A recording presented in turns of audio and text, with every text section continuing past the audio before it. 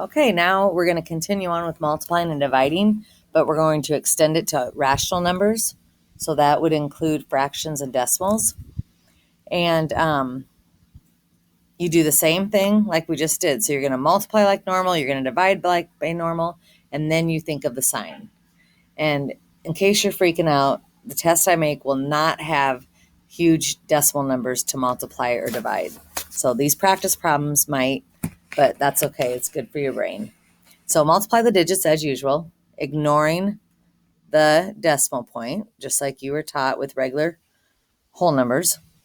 The product will have the same number of places behind the decimal as the multiplicand, I don't even know how to say that, and multiplier combined.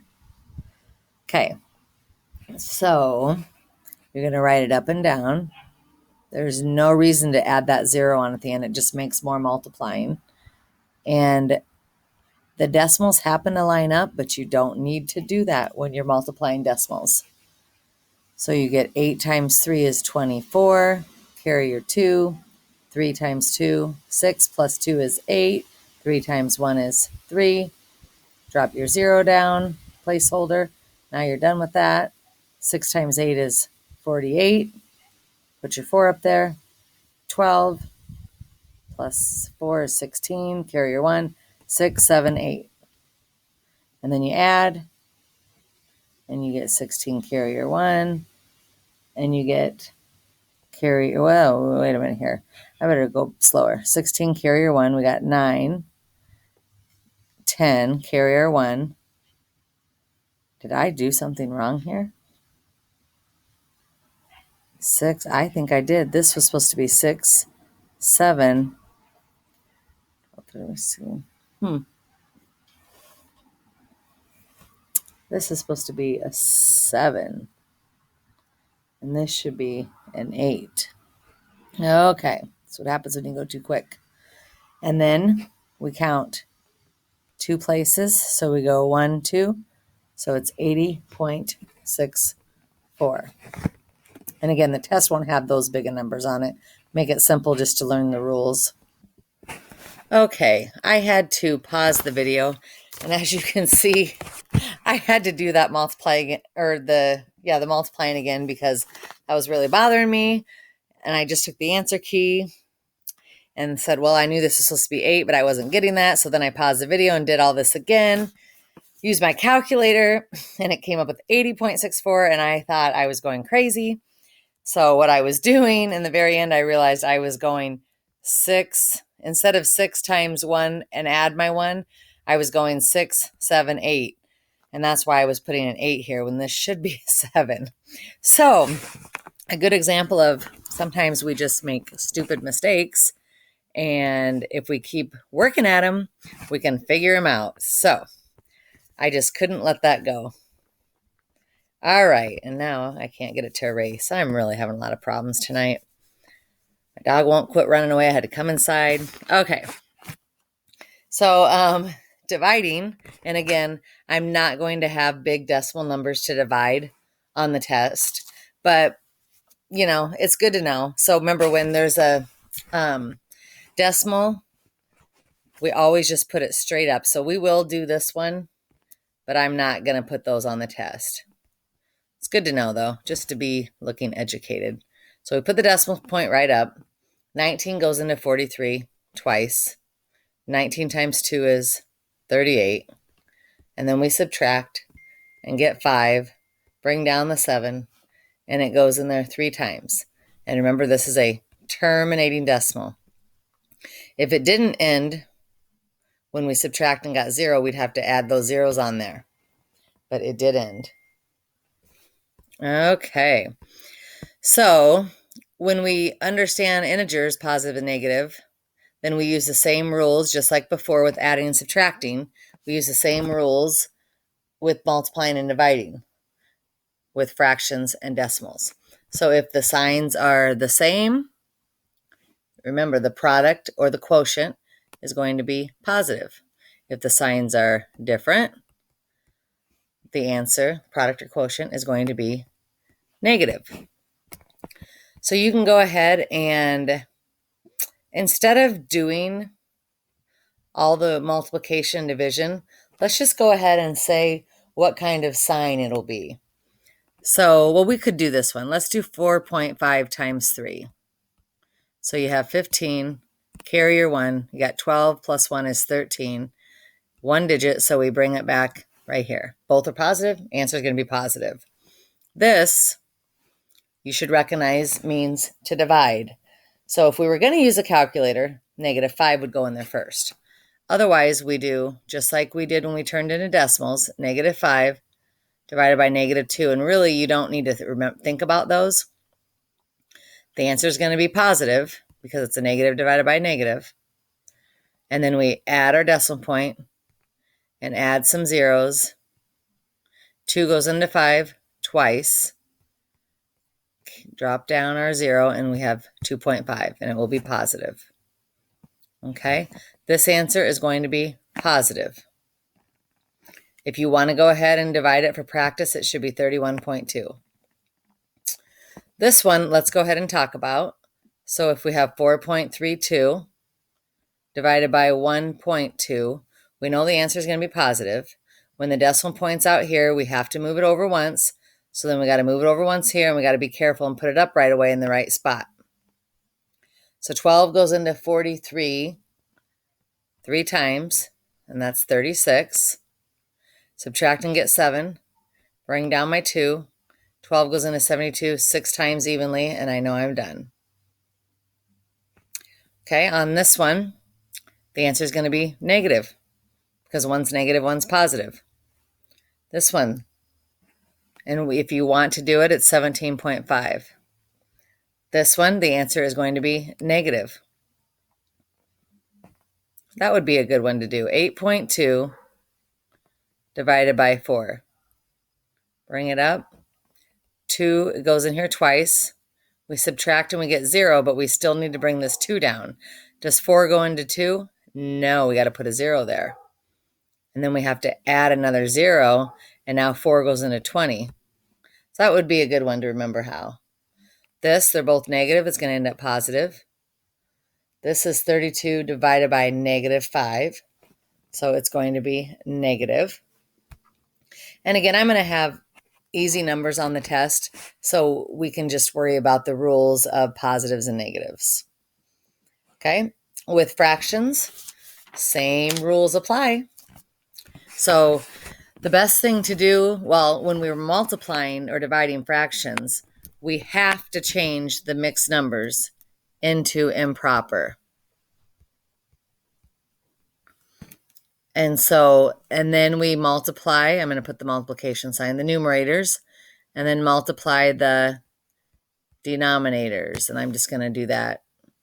You can write denominator out if you want. So I always think of it as top times top. This is supposed to say top times top. And bottom times bottom. So you could write that little thing. I might erase that now so we have room. But it's kind of a little easy saying to remember. If my eraser would work, it would be nice. Okay, I guess it's just kind of moving everything. All right. So on this one, we have 1 and 1/2. So we need to do 2 times the big 1 plus the top one is 3/2. And then we need to do times 7/8. So we do top times top and bottom times bottom, and we get 21/16. And then we turn that into 1, and there's 5 left over, 16ths. They were both positive, so it's positive. Okay, on the division, if 1 was negative, then the answer would be a negative. Division, same thing. Change it to an improper. And then you rewrite the first fraction, if you remember. So you got to keep them in the same order that they come. And then you change the division to multiplication. And then you find the reciprocal of the second fraction. And if you recall, the reciprocal of 1/5 is 5/1. Shouldn't really say it equals. The reciprocal of 3 is 1/3. Okay, so 2 3/4, we turn to 8, 9, 10, 11, 11/4. And then we times, and we find the reciprocal of this, which is 3/2. And so we get 33/8, which is 4 1/8. Okay, so now we're going to apply all that to having positives and negatives. So again, we know if the signs are the same, the product or quotient is positive. If the signs are different, the answer is negative. I do want you to practice fractions because that's a really important skill to be able to do when we get into like pre-algebra stuff and algebra. So 3/5 times 2/3. The signs are both positive, so it's going to be positive. I also want you to be able to recognize that we can reduce going reduce going diagonally. So just as if we were going to reduce 3/3, divide them both by 3, we're going to do that going across. So 3 divided by 3 is 1. 3 divided by 3 is 1. And 2 and 5, there's nothing that they can both be divided by. So we have 1 times 2 is 2. 5 times 1 is 5, and it's positive. Okay, on this one, 5 and 4 do not reduce by anything. But 6 and 3, you think of it as just as if it was like 3/6. So that you would divide by 3 and get 1/2. So it's the same thing here. You divide by 3, get 1. Divide by 6 and get 2. Now you have 5 times 1 is 5. 2 times 4 is 8. And then you think a negative times a negative is a positive. Okay, the next one, and it's really best to rewrite this so you don't mess up. So you should rewrite 5/4, make that a time sign, cross that off. Don't forget it's negative. And I always think about the sign before I even do it, so I know it's going to be positive. 3 and 4 don't reduce, but 5 divided by 5 is 1, and 10 divided by 5 is 2. So then we have 3 times 1 is 3, 2 times 4 is 8. Okay, and now this one we have to turn 8 plus 1, 8 times 1 plus 3 is 11/8. It's dividing, so we're going to multiply and flip the second number.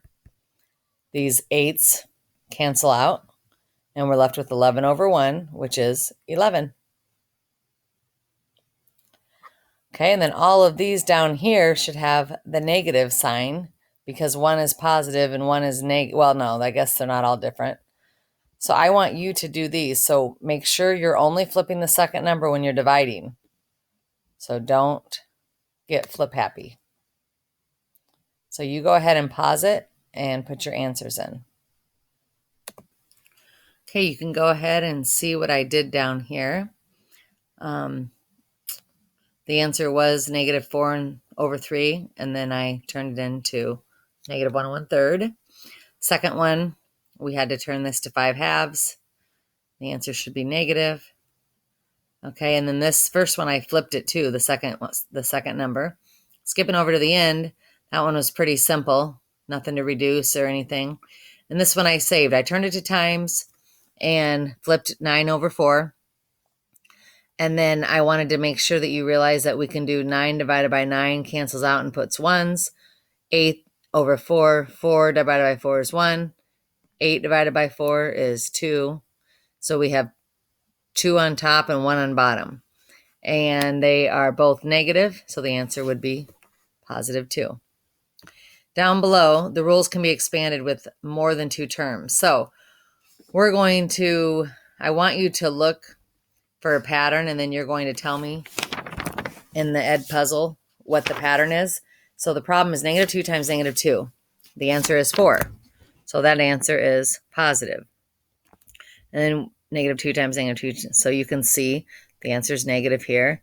Kind of go through here. And I want you to tell me, describe like kind of what you observe over this about the solutions and maybe come up with a theory here.